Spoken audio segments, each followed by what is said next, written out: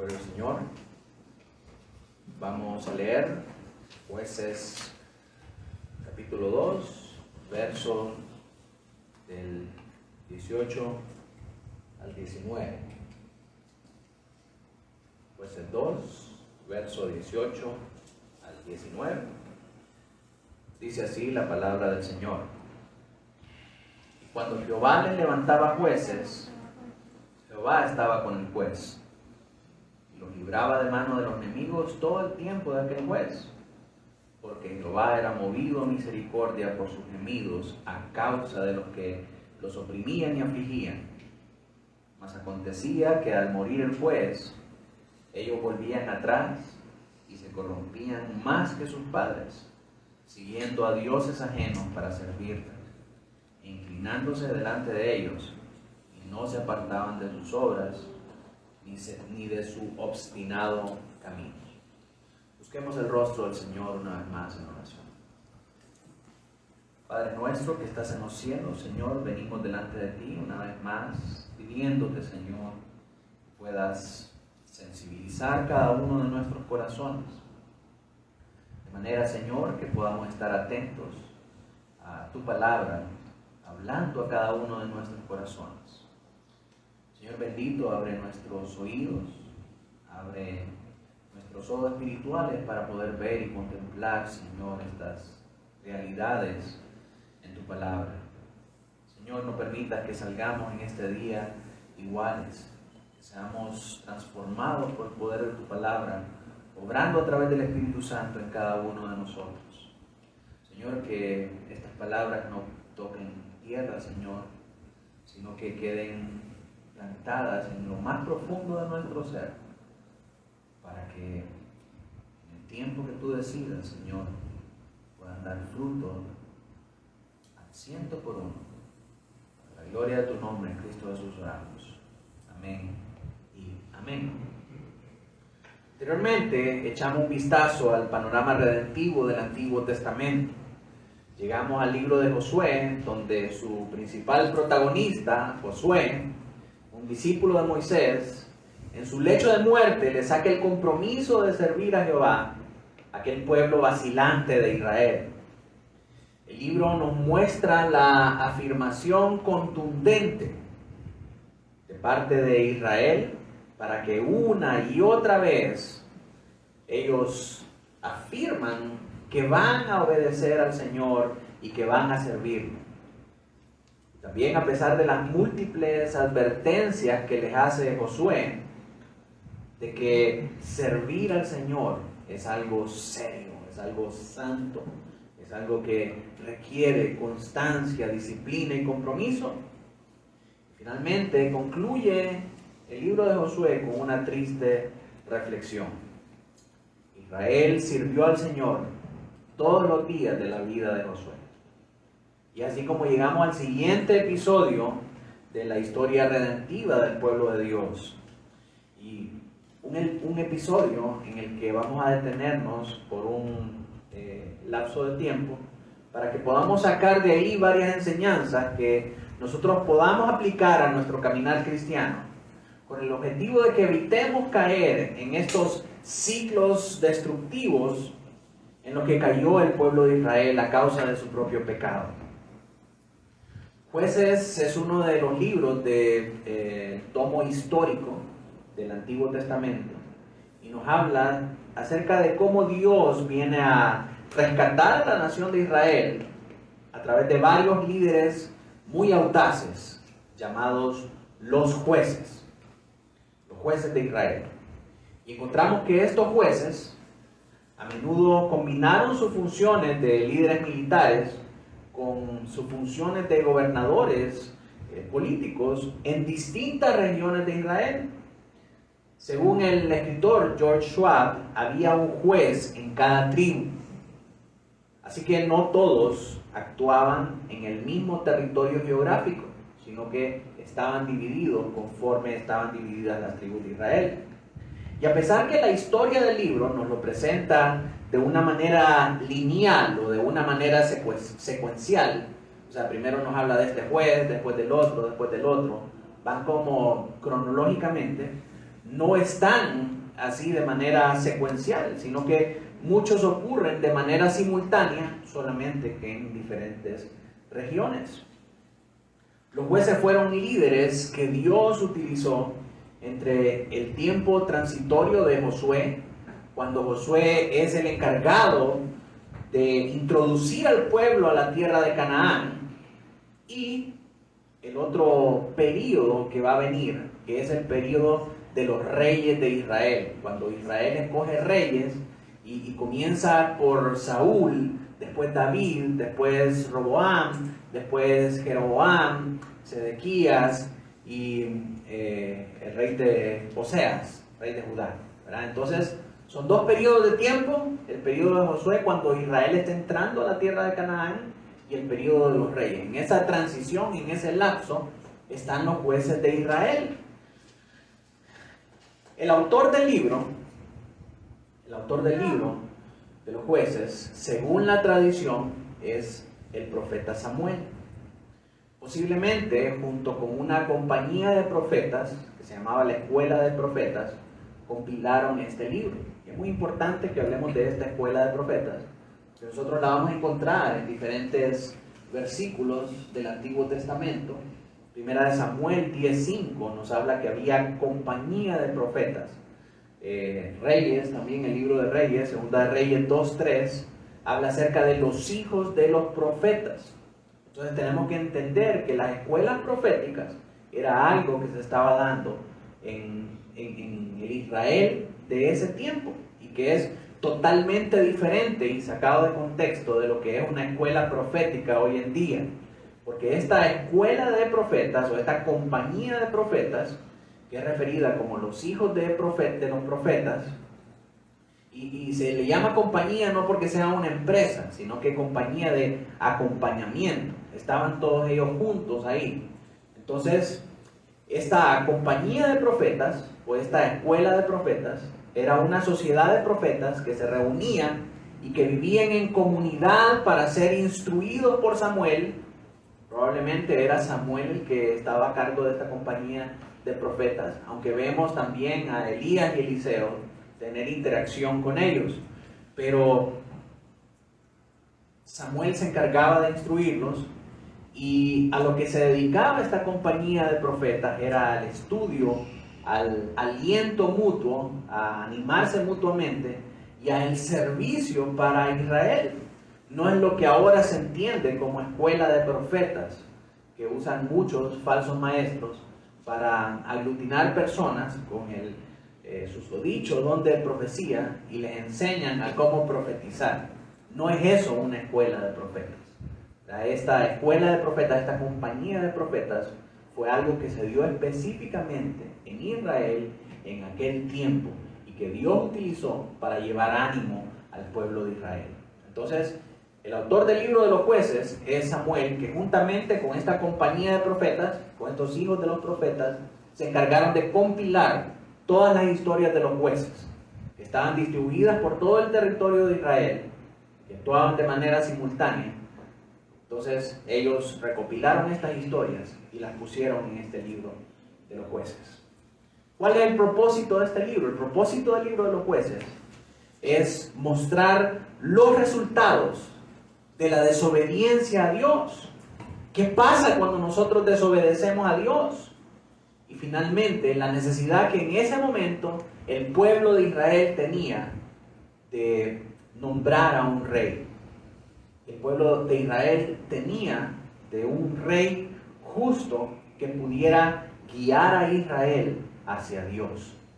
Porque algo que vamos a ver nosotros que caracteriza este tiempo es la falta de liderazgo. Así que ese es el propósito del libro. Los temas que se tratan en este libro de los jueces se centran en el proceso de la desobediencia de Israel, ya que se rehúsan a aprender de sus pecados. Y el versículo que leímos al principio, nosotros vamos a darnos cuenta que presenta para nosotros un ciclo destructivo, un ciclo de decadencia de Israel. Y vamos a darnos cuenta a partir del capítulo 2 cómo Israel comienza a desobedecer. Mira lo que dice Jueces 2, del 1 al 3. El ángel de Jehová subió de Gilgal a Boquim y dijo: yo os saqué de Egipto y os introduje en la tierra de la cual había jurado vuestros padres, diciendo: no invalidaré jamás mi pacto con vosotros, con tal que vosotros no hagáis pacto con los moradores de esta tierra, cuyos altares habéis de derribar, mas vosotros no habéis atendido a mi voz. ¿Por qué habéis hecho esto? Por tanto, yo también digo: no los echaré de delante de vosotros, sino que serán azotes para vuestros costados, y sus dioses os serán tropezadero. Si vemos aquí la desobediencia de Israel, después de haber visto tantos milagros y tantas proezas, con mano poderosa de parte de Dios, y que Dios les dice: obedezcan, si ustedes obedecen, les va a ir bien. Israel obedece por cierto tiempo, pero después se aparta del Señor, y el Señor les dice: no voy a hacer lo que les dije que había de hacer, porque ustedes fueron desobedientes. Y entonces levantaba a estos opresores para que fueran como azote a Israel, para que ellos obedecieran. Entonces, aunque vemos la desobediencia de Israel una y otra vez, asimismo vemos en contraste la fidelidad continua de Dios. La fidelidad continua de Dios por mantener la promesa que Él le había hecho a través del pacto, rescatando a su pueblo por medio de la obra de estos jueces. Dios manda a estos jueces para rescatar a los israelitas y para hacer cumplir el pacto que Él había hecho con ellos. En Jueces 2:16 nos narra esto. Dice: y Jehová levantó jueces que los librasen de mano de los que les despojaban. Verso 18: y cuando Jehová les levantaba jueces, Jehová estaba con el juez y los libraba de mano de los enemigos todo el tiempo de aquel juez, porque Jehová era movido a misericordia por sus gemidos a causa de los que lo oprimían y afligían. Entonces, cuando estaban pasando, cuando estaban siendo oprimidos, ellos clamaban al Señor y decían: Señor, sálvanos. Señor, ¿por qué nos trajiste para acá? Señor, ¿por qué nos hace pasar por esto? El Señor venía y levantaba un juez para librarlos de toda la maldad, de todos sus enemigos, y mantener el pacto con ellos. Dice que el Señor estaba con aquel juez y los libraba con manos poderosas de sus enemigos. A pesar de la desobediencia, a pesar de la maldad, a pesar de la infidelidad de Israel, Dios seguía siendo siempre fiel y levantando jueces para librarlos de cada uno de sus opresores. El contexto de Jueces está diseñado para mostrarnos este ciclo de decadencia de Israel que leímos en el verso con el que comenzamos. Y el ciclo puede verse claramente y resumirse de esta manera. En primer lugar, después de un prolongado periodo de paz, el pueblo viene y provoca a Dios. Comienza a alejarse de Dios. Comienza a levantar Baales, comienza a adorar a otros dioses, a los dioses paganos que tenían ahí en Canaán. Y de esta manera provocan a Dios, que les había dicho que tenían que obedecerlo a Él, tenían que amarlo solamente a Él porque Él era su Dios. En segundo lugar, Dios viene y levanta a un opresor ante esa obstinación de ellos de apartarse de Dios. Dios les levanta un opresor para hacerlo volver hacia Él. Entonces el tercer punto de este ciclo es que la gente clama a Dios por ayuda. Le dice: no, Señor, ¿por qué permitiste esto? Imagínense qué hueso diríamos, ¿verdad? O sea, si los opresores fueron enviados específicamente por la dureza de sus corazones. Y ahí estaban clamando a Dios y diciendo: Dios, ¿por qué permites que pasen estas cosas? Así que la gente clama a Dios por ayuda. Y Dios, hermanos, qué hermoso el carácter del Señor, la fidelidad del Señor. Dios levanta un juez para traer liberación continua y para dar ese periodo de paz. Y después volvemos al ciclo otra vez. Como Dios levantó un libertador, como Dios levantó un juez que los libró de sus enemigos, que los libró de sus opresores, vino un periodo de paz. Y en ese periodo de paz se relajaron y comenzaron a buscar otros dioses. Entonces, como se apartaron del Señor, el Señor levanta un opresor. El opresor viene, los oprime y empiezan a clamar al Señor.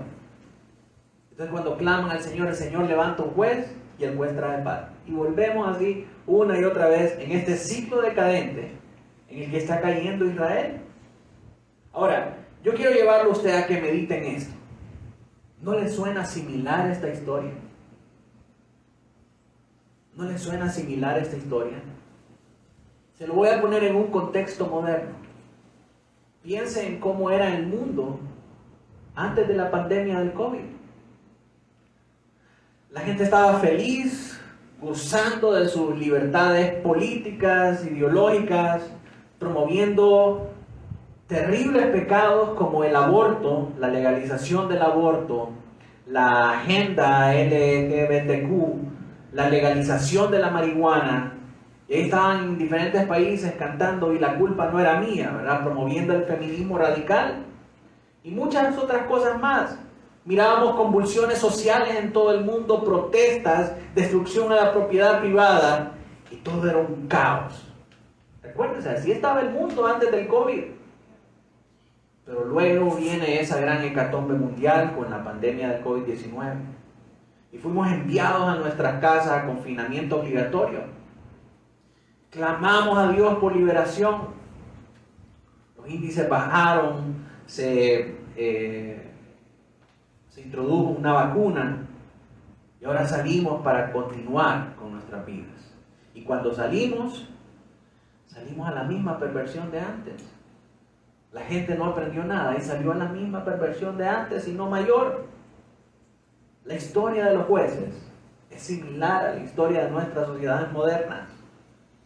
Este ciclo de decadencia es el mismo ciclo en el que nosotros caemos a causa de nuestro pecado. Y tristemente, hermanos, nosotros vamos a ver que Israel va a venir a pasar 7 veces por este mismo ciclo destructivo a lo largo del libro de Jueces. Y vemos también que Dios los va a librar siempre a través de 7 campañas de los jueces. La primera, y esto lo vamos a encontrar nosotros desde el capítulo 3, versículo 5, hasta el capítulo 16, versículo 31. Jueces tiene 21 capítulos, y desde el capítulo 3 hasta el capítulo 16, casi todo el libro se trata acerca de esto, el ciclo destructivo de Israel y Dios librando a Israel a través de 7 procesos, a través de 7 campañas. La primera campaña es la campaña del sur, en el sur de Canaán, con el juez Otoniel. Esto lo encontramos desde el verso 3, desde el capítulo 3, verso 5, hasta el verso 31. Y vamos a ver después la segunda campaña, que es una continuación de esta campaña del sur, con los jueces Ahod y Samgar, siempre ahí los versos del 5 al 31. Luego tenemos la campaña del norte, con el juez Barak, que es sustituido por Débora. Ustedes recuerdan la historia de Débora y Barak, ¿verdad? Barak no quiere asumir su papel de liderazgo y se apoya en Débora, y el Señor le dice: por cuanto tú no cumpliste con tu papel de líder, la gloria será para Débora. Entonces tenemos esta campaña ahí del norte con Débora, que sustituye a Barak, en los capítulo 4, verso 1, hasta el capítulo 5, verso 31. Luego tenemos la campaña del centro, la campaña en la región central, con los jueces Gedeón, Abimelech y Yair, en los capítulos 6.1 al 10.5. Llevamos 4 campañas hasta aquí. La quinta campaña es la campaña del este, con el juez Jefté, capítulo 10, verso 6, hasta el capítulo 12, verso 7. Tenemos después de eso la sexta campaña, que es una segunda campaña en el norte de Canaán, con los jueces Sisbán, Elón y Abdón. Esto lo encontramos en el capítulo 12, versos del 8 al 15. Y finalmente la campaña del oeste, la séptima campaña, es la campaña del oeste, con el juez Sansón. Sansón, usted recuerda la historia de Sansón. Sansón era uno de los jueces de Israel. Y su historia se encuentra en los capítulos del 13:1 al 16:31. Así que estos capítulos del 3 al 16 nos hablan acerca de este proceso de Israel a través de estas 7 campañas, y después de estos procesos nos encontramos con una serie de historias que nos muestran a nosotros la debacle total en la que se encuentra Israel a través de la corrupción personal y nacional de todo el país. Y estas historias están registradas en los capítulos del 17, versículo 1 al capítulo 21, 25. Termina el libro con estas historias de la depravación total de Israel, de la lejanía total de Israel. Vemos historias, por ejemplo, de un hombre que se llamaba Micaías, pero no es el profeta Micaías del que se habla en Primera Reyes 22:8, sino que este hombre Micaías había hecho unos ídolos para su casa. Mire qué cosa, había hecho ídolos para su casa a pesar de que el Señor les había dado la orden de que no adoraran a los ídolos de Canaán. Este hombre Micaías se fabrica sus propios ídolos, y lo que es peor, viene y contrata a un levita, contrata a un sacerdote del pueblo del Señor, un sacerdote que ministraba en la presencia del Señor a Jehová, el Dios de Israel. Lo contrata para que vaya a su casa y administre todo este lugar de idolatría. O sea, sacó un levita de su función de ministrar al Señor para llevarlo a su casa y oficiar sacrificios y ritos hacia estos ídolos que él se había fabricado. Posteriormente nos dice la historia que vienen los de la tribu de Dan y le roban los ídolos a Micaías y le roban al sacerdote también para llevarlo a su propia tribu y tener de esa manera la tribu de Dan su propia religión tribal. Así de paganizado estaba Israel, aún después del tiempo de los jueces. También nos narra la historia de unos hombres pervertidos de la tribu de Benjamín que violan y asesinan a la concubina de un levita. El crimen fue tan perturbador y tan terrible que este levita viene y descuartiza a aquella mujer en 12 pedazos y manda un pedazo a cada una de las 12 tribus de Israel, para que todas las tribus se den cuenta de lo que había pasado. Cuando las tribus se dan cuenta de esto, todo Israel se une para ir en contra de la tribu de Benjamín y matar a casi todo hombre de aquella tribu. Y esto lo encontramos en los capítulos del 19 al 20. Y todo esto nos deja ver, todo esto prepara el escenario para lo que ha de venir, porque nos deja ver el estado de idolatría, el estado de inmoralidad y el estado de guerra civil que había en Israel internamente. Por eso le digo que los pecados que el pueblo de Dios estaba cometiendo no solamente eran personales, sino que eran pecados de toda la nación, de toda la nación. Entonces todo esto era el estado en que ellos estaban. Y la razón para esto, la razón por la que habían caído en este grado de idolatría, de inmoralidad y de guerra civil, nos la da la frase con la que concluye el libro de Jueces. Y es una frase bien terrible. Dice: en esos días no había rey en Israel, y cada uno hacía lo que bien le parecía. Cada uno hacía lo que bien le parecía. Y eso es tremendo, porque uno puede decir: no, hombre, pero pues eso es bueno, si cada quien nos encargamos de hacer el bien, mientras no molestemos a nadie, no hay ningún problema. Mis amados, esto no es algo bueno. Esto no es algo bueno. Esta es una frase con una connotación negativa que observa con gran tristeza que cada uno en Israel hacía lo que a ellos les parecía recto delante de sus ojos. Y esta es nuestra misma realidad también, porque vivimos en un mundo en el que frecuentemente somos motivados a hacer lo que querramos hacer. Y Jueces nos muestra la desastrosa consecuencia de lo que pasaría si todos nosotros seguimos este nefasto consejo. ¿Qué pasa si nosotros nos ponemos a hacer lo que a nosotros nos parece bien? Terminamos cayendo en esta inmoralidad, en esta idolatría y en esta confrontación de unos con otros.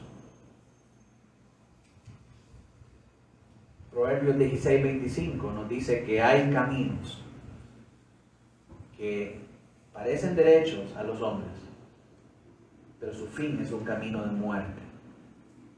Hermanos, el hombre no tiene la capacidad de decidir qué es lo bueno fuera de Dios. El profeta Jeremías nos recuerda también que el corazón del hombre es engañoso más que todas las cosas y perverso. No solamente es engañoso, sino que es perverso. ¿Quién lo conocerá? El Señor Jesucristo nos recuerda también que del corazón salen los malos pensamientos, los homicidios, los adulterios, las fornicaciones, los hurtos, los falsos testimonios y las blasfemias. Nosotros no tenemos la capacidad de hacer lo bueno delante de nuestros ojos porque nuestro corazón es perverso. El único que puede decir lo que es bueno para que nosotros lo hagamos es Dios. Y Jueces tiene abundantes ejemplos de lo importante que es obedecer a Dios. Asimismo, tiene abundantes ejemplos de cómo toda una nación se puede desmoronar en caos cuando no obedece a Dios. Y así comenzamos con el libro de Jueces. Comienza con una indecisión terrible. O sea, indecisión por parte del pueblo y con una falta de liderazgo. No sabían qué hacer. No sabían cómo iban a tomar la tierra. Y se encuentran preguntándose quién va a subir primero y quién va a ir. Nadie quería ir. Y consultan al Señor quién va a ir primero a la batalla a poseer la tierra. Y el Señor indica que Judá iba a pelear primero. Así que viene Judá y hace alianza con la tribu de Simeón. Y juntos logran derribar a sus enemigos y reclamar sus tierras. Después viene la tribu de José y recupera Betel. Entonces vemos 3 tribus haciendo lo que el Señor les había dicho. 3 tribus que están recuperando sus territorios en la tierra de Canaán. Pero más adelante, mis hermanos, vemos que el resto de las tribus fallan en lograr su cometido. Y lejos de expulsar a los habitantes de la tierra, como el Señor les había dicho, y reclamar esas tierras para ellos como herencia de Jehová, les permiten a los moradores de ahí de Canaán vivir en esas tierras. Hacen concesiones con el enemigo para convivir pacíficamente. Jueces 1 del 27 al 36 nos dice, mira hermanos, es terriblemente trágico lo que narra Jueces 1. Nos dice que ni Manasés, ni Efraín, ni Zabulón, ni Aser, ni Neftalí expulsaron a los habitantes de sus tierras. Ninguno del resto de las tribus de Israel expulsaron de las tierras al cananeo. Se creyeron muy buenos, más buenos que Dios, dejando que estos enemigos de Jehová vivieran en esas tierras. Gente que servía a otros dioses, gente que practicaba sacrificios humanos, que tenían costumbres aborrecibles y depravadas, condenadas por la ley del Señor. Hablamos de toda clase de perversiones sexuales, inmorales y de toda índole. Y ellos hicieron concesión con ellos. Ellos hicieron pacto con ellos, con estos moradores. Seguramente dijeron, ay, déjenlo, hombre. Cada quien en su rollo, mientras no le hagan daño a nadie, ¿qué importa que estén ahí? que hagan lo que quieran. No seamos fariseos, no seamos legalistas. Eso es lo que nos dicen a nosotros cuando motivamos a las personas a obedecer la ley del Señor. No sean fariseos, no sean legalistas. Sí, esa es la realidad del pueblo de Israel también. Por no querer que le dijeran fariseos y legalistas y que eran buena onda, permitieron que los enemigos de Jehová vivieran en sus territorios y hicieron concesiones con ellos. Decían, ¿quiénes somos nosotros para juzgar? El amor es amor, el amor siempre triunfa.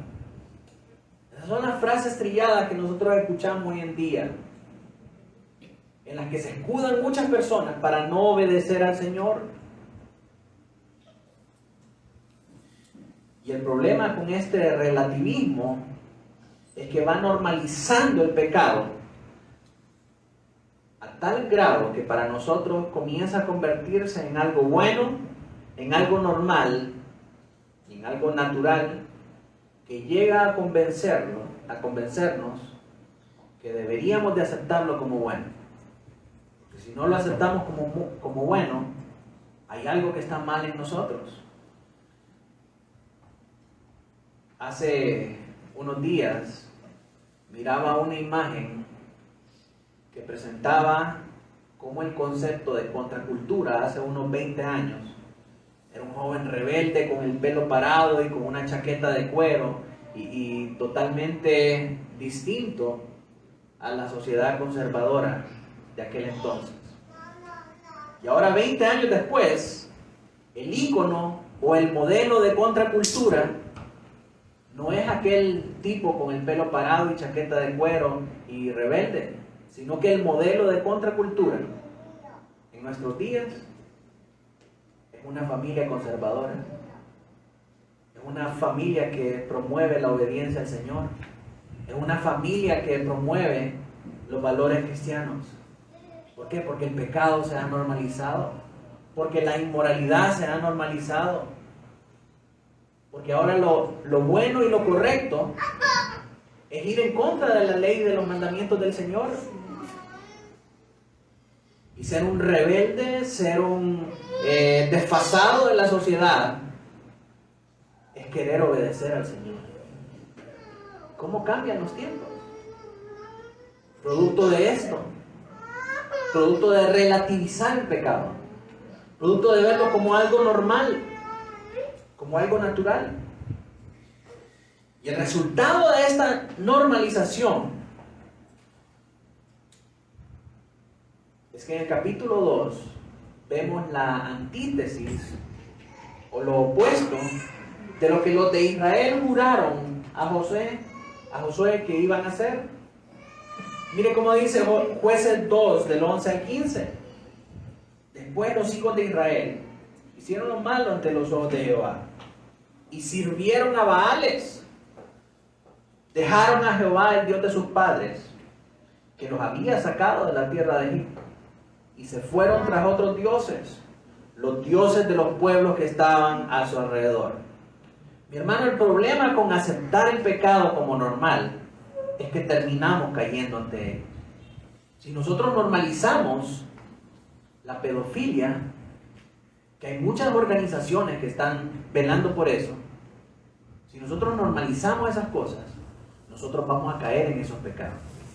Si nosotros normalizamos esas cosas, nuestros hijos y nuestras casas van a ser las víctimas de esos comportamientos. Si tú permites que los baales se filtren en tu casa va a terminar adorando a los baales. Si nosotros permitimos que los baales se metan en la iglesia, nuestra iglesia va a terminar siendo una sinagoga de Baal, una sinagoga de Satanás. Esa es la historia de Israel. Esto es lo que está pasando en Israel. Y esto fue escrito como admonición para nosotros, de que esto pasa cuando nosotros nos alejamos del Señor y cuando desobedecemos su palabra y sus mandamientos. Israel sirvió a los Baales. Se fueron tras otros dioses, los dioses de los pueblos que estaban a sus alrededores, a los cuales adoraron y provocaron a ira a Jehová, y dejaron a Jehová y adoraron a Baal y Astarot. Díganme algo, ¿qué hicieron Baal y Astarot por el pueblo? Nada. ¿Qué hizo Jehová por ellos? Los sacó con mano poderosa de Egipto. Y aún así para ellos es más difícil creer, servir y obedecer en un Dios verdadero cuya mano podían ver sobre sus vidas.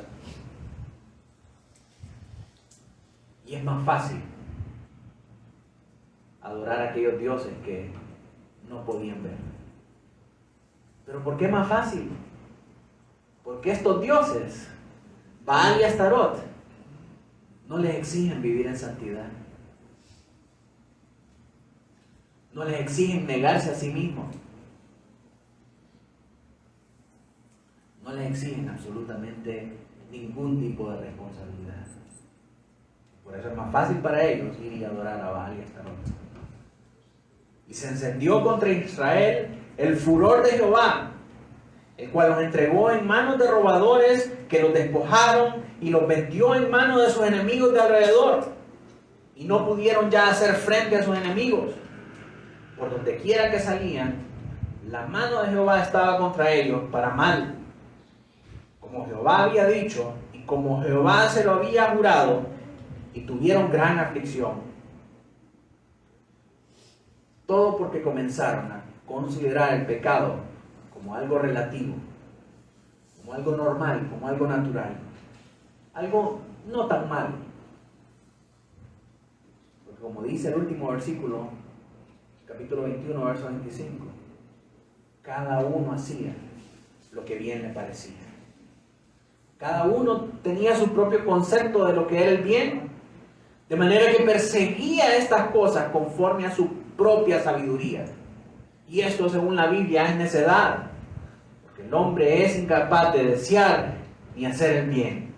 El único conocimiento supremo del bien y del mal proviene de Dios. Y cuando abandonamos el temor de Dios y nos familiarizamos, nos hacemos amigos con la sabiduría del mundo, nos volvemos esclavos de los placeres, de la vanagloria y del interés del mundo, que son completamente contrarios a Dios. Pero Dios, en su infinita misericordia, mis hermanos, una vez más, no abandona a su pueblo a su suerte, sino que una y otra vez les levanta jueces que puedan librarlos de las consecuencias de sus pecados. Note que ellos eran culpables. Esto es algo que ellos trajeron sobre ellos mismos.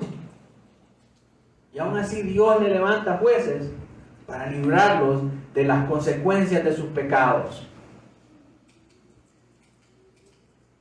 Jueces Dios 2:16 dice: y Jehová levantó jueces que los librasen de mano de los que les despojaban. Sin embargo, a pesar de ver la mano de Dios sobre su vida, librándolos del mal, Israel no se arrepentía ni aún así de su maldad. Y en los próximos 20 capítulos nosotros vamos a ver el mismo patrón de decadencia que vimos al principio cuando leímos Jueces 2 del 18 al 19. Se repite una y otra vez.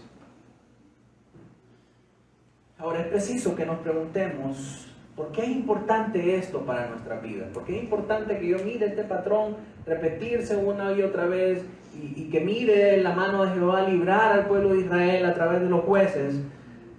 ¿Por qué es importante eso para mí? Porque la historia de los jueces es la historia de nosotros. La historia de nuestra constante lucha con el pecado. De cómo sucumbimos fácilmente ante nuestros pecados a causa de hacer concesiones con ellos. A causa de pensar, no hombre, si no es tan malo en comparación con otros que son peores. Hay gente que anda robando bancos. Y yo lo único que hago es ver cosas prohibidas en mi computadora. ¿Sí? Hacemos concesiones con el pecado, pensando, no, ese pecado no es tan malo. Y por ahí empieza, por normalizar el pecado. Un poco de levadura leuda toda la masa. Esa cosa, aunque pensamos nosotros que es pequeña, es desobediencia contra el Señor. Esta es la historia también de cómo Dios siempre está dispuesto a darnos su perdón, a pesar de que no lo merecemos. La teología de Jueces enfatiza la importancia de la gracia y la misericordia por parte de Dios. A pesar de que Israel no solo deja de obedecer a Dios, sino que va tras otros dioses. O sea, como que si desobedecer a Dios no es suficientemente malo, todavía va detrás de otros dioses. Mira, mis hermanos casados, esto es como que si usted no solamente deje de amar a su esposa, que la rutina muchas veces puede llevar a una pareja a que se deje de amar. Y como que si eso no fuera suficientemente malo, no es solo el hecho de que deje de amar a su pareja, sino que se vaya y busque a otras mujeres, que se vaya detrás de otras mujeres. ¿Cómo se sentiría su esposa? ¿Cómo reaccionaría ante esta situación? Lo echa de la casa, le pide el divorcio. Seguramente para ella usted va a estar muerto en vida. Lo sepulta de una vez en su corazón. No va a querer saber nada más de usted. Pero Dios no es así. Dios permanece fiel a la promesa que le había dado a Abraham y a sus descendientes.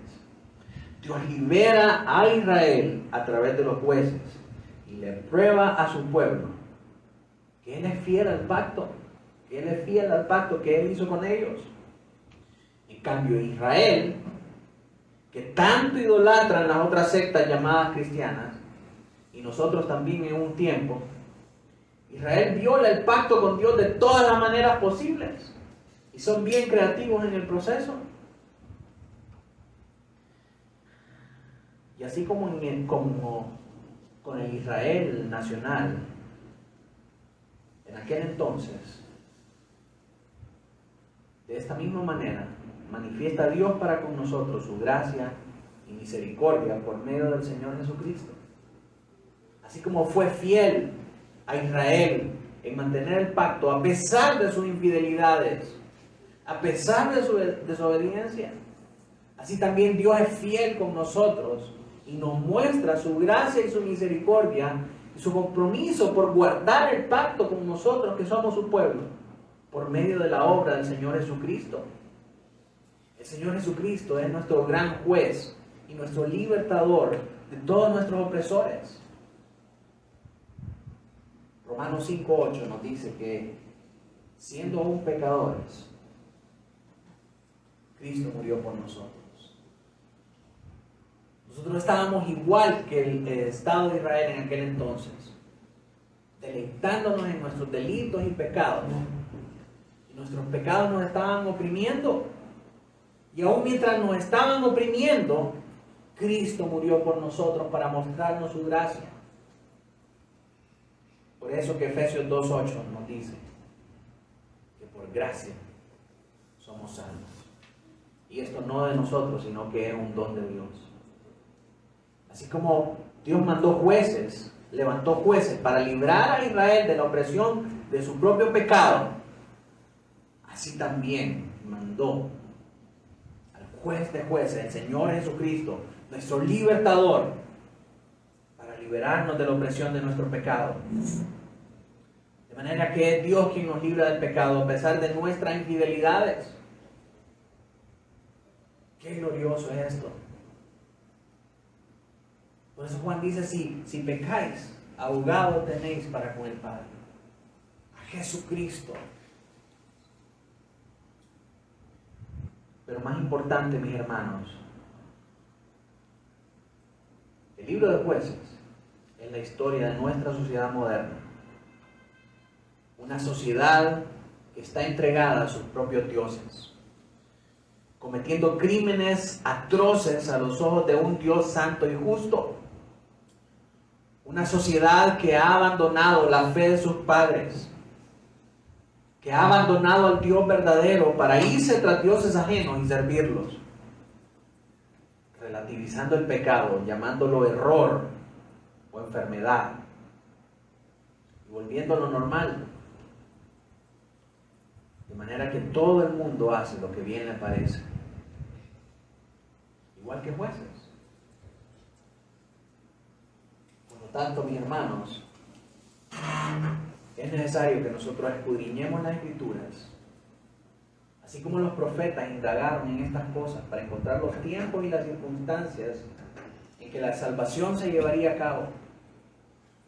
Mas aunque indagaron diligentemente en todas estas cosas, les fue revelado que no era para ellos, sino para nosotros, que se nos ha sido anunciado el Evangelio. Y así, al escudriñar las Escrituras, que podamos nosotros ser convencidos de pecado, para volvernos al Dios de los cielos, para temerle, para servirle con integridad y verdad, como Josué le dice a Israel que deberían de hacer cuando él ya no estuviera. ¿Cuál fue el encargo? ¿Cuál fue la encomendación que Josué le hizo al pueblo? Les dice: vuélvanse a Dios, témanle, sírvanle con integridad y verdad, derriben los ídolos de sus padres, párense firmes frente al mundo, confesándolo como el único Dios vivo y verdadero. Y ellos juraron una y otra vez: sí lo haremos, somos testigos, así vamos a hacerlo. Y a la vuelta de la esquina lo negaron, desobedecieron y se fueron en pos de los dioses de sus padres. Mi hermanos, que mientras estudiamos estas historias de este libro, podamos ver en ellas nuestra propia infidelidad reflejada en cada página. No diga: ay, qué malos esos del pueblo de Israel. ¿Cómo es posible que hagan todas esas cosas después de haber visto la mano poderosa de Dios? Mi hermano, no leas Israel en esas páginas. Lee tu propio nombre ahí. Ese eres tú, que hoy en el domingo estás aquí, gloria a Dios, somos obedientes, estamos acá, pero cuando salimos de acá, salimos igual que Israel, a deleitarnos en nuestros pecados y delitos. Ese Israel somos nosotros. Cuando leamos estas historias, miremos nuestra propia infidelidad para con el Señor reflejada en cada página. Volvámonos a Él, para que podamos ver la gracia y la misericordia de Cristo, dándonos en todo momento la salvación de nuestros pecados. Y por supuesto que no convirtamos esta gracia y esta misericordia que Dios está dispuesto a dar, no la convirtamos en libertinaje. Que los que hacen estas cosas, dice Judas, que las tinieblas más densas están reservadas para ellos. Dios nos otorga su gracia y su misericordia para que vengamos hoy a Él, no para que continuemos en nuestras infidelidades. Póngase de pie, vamos a orar.